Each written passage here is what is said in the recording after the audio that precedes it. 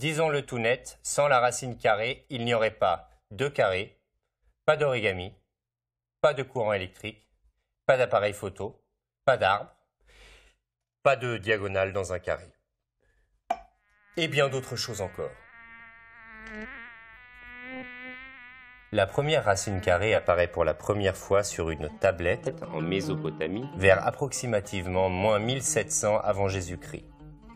Le premier mathématicien connu la tenait dans sa main, c'était un jeune babylonien, un jeune scribe.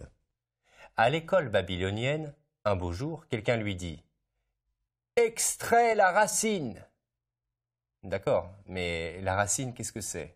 Le jeune scribe aimerait bien comprendre, alors il se creuse la tête.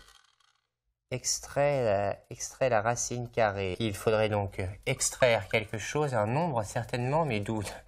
Du carré, pardi.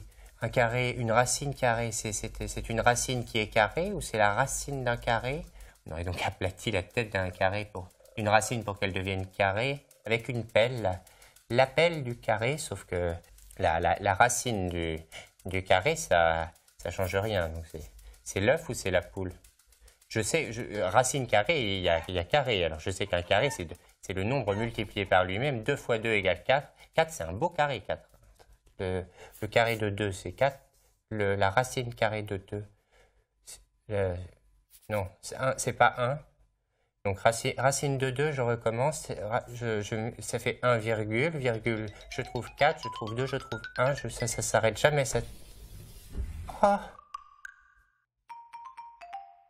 Et voilà, la racine carrée est née. À peine a-t-il levé le nez de sa tablette que l'écolier babylonien se retrouve face à 2 trouvailles. D'abord, la racine carrée d'un nombre A est un nombre dont le carré donne A. Par exemple, la racine de 9, c'est 3, parce que 3 fois 3 égale 9. Mais attention, on a 2 nombres différents. Racine de 9, ce n'est pas 9. Et deuxième trouvaille, il y a des racines qu'on attrape d'un coup, tout entières comme racine de 9, et d'autres sur lesquelles on tire à l'infini comme racine de 2. On dit que racine de 2 est un nombre irrationnel, un nombre qui n'a pas toute sa raison, qui n'en finit pas de ne pas finir, et qui ne sera jamais plus précis et plus pratique que sous son signe. Le jeune scribe est bien fatigué d'avoir creusé à la recherche des racines, alors pour se reposer, il enterre sa tablette en terre cuite, il y a plus de 3700 ans là-bas au Moyen-Orient, à l'ombre du pommier, en espérant qu'un jour, quelqu'un peut-être viendra creuser par là.